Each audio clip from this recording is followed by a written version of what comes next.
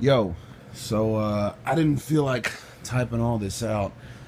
I felt like speaking it would really drive it home exactly what happened and really paint a picture in your head and would be a lot easier than typing it all out. I also don't feel like moving from my nap, so I'm going to record it right here. So here's what happened.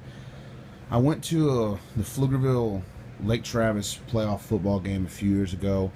This was when Pflugerville snapped Lake Travis's excuse me, 5-year playoff championship streak, and it was held at Georgetown ISD Stadium, where George Bermudez was obviously assigned.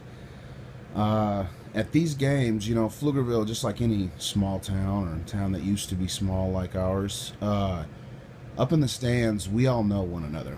All the people I was sitting with are people who are either parents of people I went to high school with, or maybe they are people I went to high school with who are back with their kids. Suffice to say, when you go to Pflugerville football for your whole life, like we all have, you get to know one another, obviously, okay? I'm sitting up in the stands with my pops, my buddy Nick Bolin, class of 2004, just like me, and a bunch of parents who have known me and known my friends and my pops for several years. Whether they know us on a first name basis or we're just people who see each other at Pflugerville games, we all know one another and we talk and socialize and whatnot during the games. It was the second quarter, we're all sitting there. Well, George Herman, the head coach of Pflugerville, whether y'all know this or not, he's a pretty terrible man himself. And you saw what happened when we recruited guys like Antoine Cobb and Eric Hardiman, how that turned out. Coach Herman lets his star players be above the law. He doesn't make the rules apply to them. He doesn't make them go to class. He doesn't make them show up for school. They don't even have to show up for practice. He lets all of his star players feel like they're above the law, and then they leave Pflugerville where they're not above the law. And, Hardiman's in jail for life. Twan never graduated from Texas. Literally the number of major D1 scholarships given to Pflugerville high school players, literally more than half of them, these guys never make it more than 2 years in college. That's the truth. I can't stress to you enough how serious I am about that as an educator myself, that pisses me off, that this is allowed in the name of mediocre high school football at that. So there's a long-standing history of fans not liking George Herman. It's the second quarter. We've got a 3rd and long, and nothing comes of it. 4th and long. And we keep the offense on the field, and we bring the backup QB in, and everyone's like, oh my gosh, we're going for it. And then some people are like, no, look, it's the backup QB. We're definitely punting. He must be the backup punter or something. We're going to line up in the shotgun and punt it. Wrong. Classic George Herman. It's like 4th and 12. We bring the backup QB in, and we just run a play. We just run a regular play.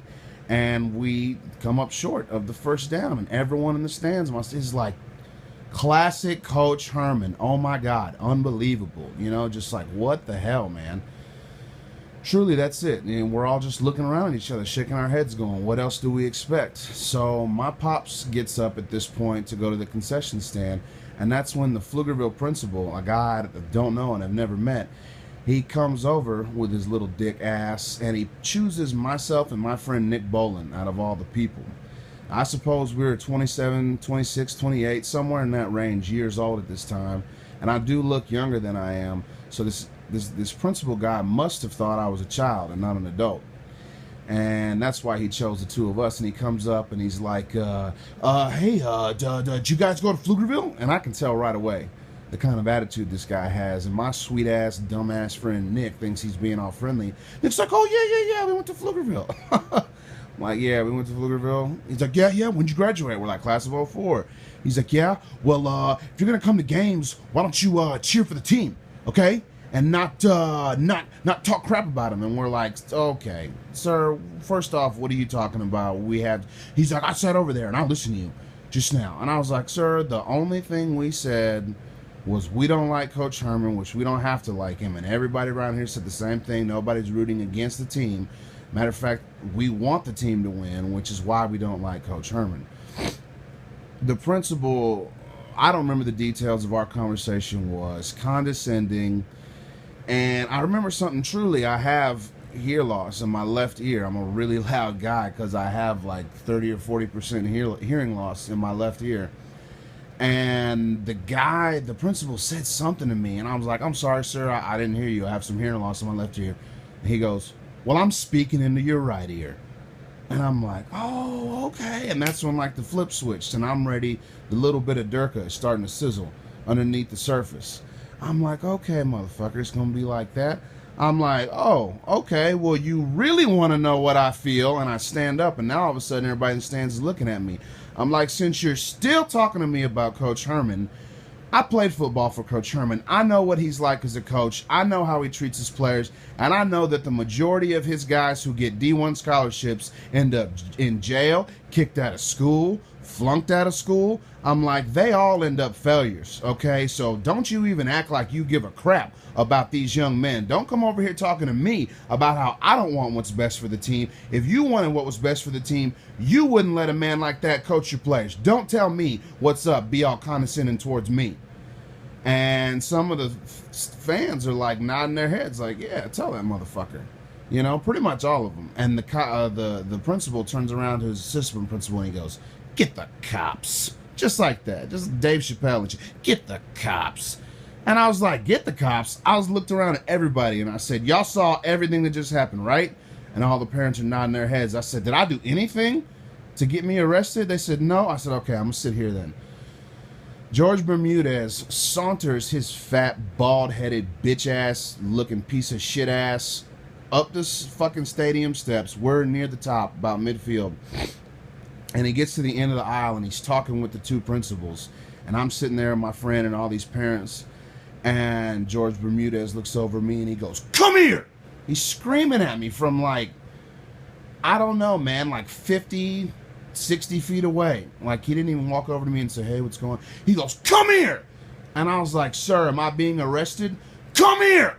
I said, sir, am I? He goes, you're gonna get arrested right now if you don't come here! And that's when all the parents got a little less brave. And they were like, well, you on your own, motherfucker. I was looking around and I'm like, wow, this shit is not a joke. This is really happening. So I get up, I walk over there. Well, my dad at this moment is walking back from the stands with his fucking nachos and Coca-Cola. And he sees this happening, and I gotta tell all y'all the honest truth. I've never felt closer to my dad than this night. What he did for me that night. He played it so cool. He watched all of it happening. He let it play out, you know. He didn't just stay. He watched all of it happening from afar just to make sure everything was on the up and up. And he stayed in the cut. So I walk over there and George Bermudez, and I'm like, and I just say again, sir, am I being arrested? What have I done? And he's like, walk down those steps. And that's the first time I look at the lady cop and she's just looking at me like, walk down the steps. So I start walking down the steps. Everybody else is all quiet now. Ain't nobody saying shit. Ain't nobody like, yeah, you can't get it right. No, he's come up in these stands. Even adults who know right from wrong are too scared to say, what are y'all doing? This is ridiculous because this cop has power. He's got a badge and a gun and a bad attitude. Nobody's going to step to him. It's fucked up. So I'm walking down these steps. It's like the shame. Swear to God, it's like everybody's looking at me, shame. But I'm not even tripping on it. Like, I'm not ashamed. I'm like, I have not done anything. This is some bullshit. We get down to the bottom, and there's this huge congregation in the middle of the walkway because Alex Okafor is in town, and I want to say he just got drafted or just graduated. It was around the time he was leaving Texas, and everybody knew he was going to the NFL. I covered Alex when he was in high school. Back when I was doing that, I filmed a lot of his team's games. I interviewed him the day he committed to Texas. I interviewed him about the U.S. Army game, which I was at. I interviewed him one of his visits. I had covered him a lot, and he knew I was from Pflugerville. We knew one another. He had even gone out of his way to sign some memorabilia for some of the kids in my school. So I know Alex Okafor, and I'd spoken to him earlier that night.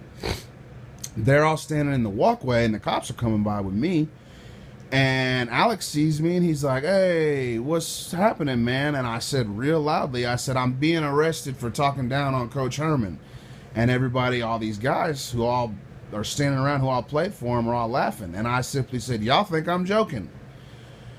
So George Bermudez gets me over towards the entrance. We're almost in the parking lot now, where there's this little archway that's the entrance. And I'm standing there and I'm going, sir, what am I in trouble? And he's like, you need to shut your mouth. He's just screaming at me like he has been. I'm like, sir, what have I done? What am I in trouble for? He's like, you're up in the stands causing a bunch of problems. I'm like, what problem, sir?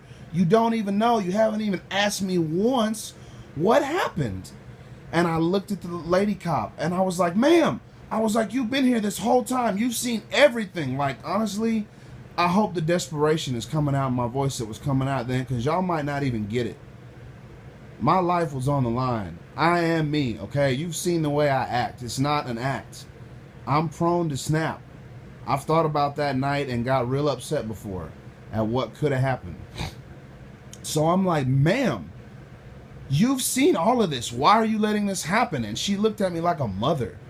That's how I can describe it. Her eyes were so sorry towards me. She was defeated, this lady cop. She was like, I wish there was something I could do, but I can't. So just play it right. And I was like, sir, am I being arrested or not? Because I don't understand. He said, if you give me lip one more time, you are being arrested and taken out of here. And that's when my dad, out of nowhere, pops in. He like puts his nachos and shit in. And my dad goes, ho, ho, ho, ho, ho, for what? For what? And that's when my dad steps between me. And my dad is 6'2", and he's one of them like older white guys. And even though he's real skinny, it's like that confidence he has inside of him is kind of intimidating, that he's really not afraid right now. My dad was not afraid of this cop. And he was like, for what? For what? My dad was like, I've watched the whole thing. It's time for you to answer a question. What is he being arrested for? For what? And that's when Bermudez looked at the female cop. He knew. He looked at her and he said, all right, you take him, pointing to my dad. He said, I'm going to take him over here. And he took me over to the sides, almost underneath the stadium by myself. And I was like, sir, do I get to tell my side of the story or not? And he was like, listen, I don't remember 100% what he said, but it was along the lines of, I got the principal of a high school coming and saying to me that you're doing this. And I'm like, well, you haven't even asked me. Well, you just took his side of the story and decided I needed to get arrested. Putting on a show for everybody, man. I was like, this is crazy. I'm a grown man and you still haven't asked me what happened. And he asked me what happened and I told him, I was like, long story short, Coach Herman made a dumb call. Me and everybody else in the stands talked about it. Then the principal came up and started a bunch of stuff with me. Was real condescending to me, treated me like I'm a child. And so when I got on his level, he didn't appreciate it and he got you. And that's everything that happened. He started it. Nothing happened. It should have been over with and done with. And that's when my dad's talking to the lady cop going, what are y'all doing? This is like, I've been watching the whole thing. I was walking back from the concession stand watching this. And you're just treating him like a criminal. You're not arresting him. Y'all know that, right? He hasn't done anything. You know that, right? And so the lady cop gets together with George Bermudez. He comes back with his tail between his legs, and he's like, you and your dad are going to go sit on the far end of the field. I don't want to see you talking to anybody. I don't want to hear you making noise. All right? You're on thin ice, okay? One more thing, and you're going downtown. And I just looked at my pops, and my dad's like, gave me that look like, just say fine and move the fuck on so you can get out of this guy's face. So we did, and that's all that happened. We went to the end of the stadium. We literally sat by ourselves, tucked away in a fucking corner, my dad and I, two grown men. And it was cold that night. Most people were sitting together, but we were sitting in this corner by ourselves. It was a great game. Lake Travis actually completed a Hail Mary on the last play of the game, but the guy's foot landed out of bounds, and we won. And I celebrated that victory up in the corner with my dad. But the thing is, and I'm sorry this video is so long, but I want y'all to understand, these snaps that I've had on this website, they've happened in real life. And they've happened much less frequently in real life than they used to happen on here. But they've happened. I do have a point, a threshold. It's much easier for me to get beyond that threshold with the anonymity and the disassociation with reality that you find on the internet. But in real life, when that switch does go off, there's real consequences. I don't get banned from Shaggy for a week. And I was at that point where it was clear this guy wasn't even gonna let me say anything. I'm just getting arrested in Wilco. In Wilco. And when I get backed into a corner like that, I've had a history, especially at this time of my life. I've made so much progress since then that I probably would have handled it better if it happened today. But if I get backed in a corner, I've made wrong decisions before. Fight or flight decisions where I really could have done something like, I'll push his ass over and run. I'm much bigger than George Bermudez. This cat in my mind is like 5'5", 250. I know he's probably 5'8", 5'9", with his little skinhead looking ass. But, I was gonna do something crazy, and I've looked at that night so many times, and I've come to the conclusion that I would have ended that night with the living shit beaten out of me in a Wilco jail, assaulting a peace officer. I swear to God, I truly believe I was moments away from my life being ruined. And I don't want to sound fantastical, but like a guy like me, with as hard as I was working to get my life straight, to have something like that happen, and all the lawyers' fees and everything that comes with it, truly, like, I'm not saying this is what would have happened, but I feel I could have ended up killing myself. I've tried before, and something like that will be something to make you do it. It's just, people don't understand. George Bermudez doesn't understand what the fuck he could have done to my life that night.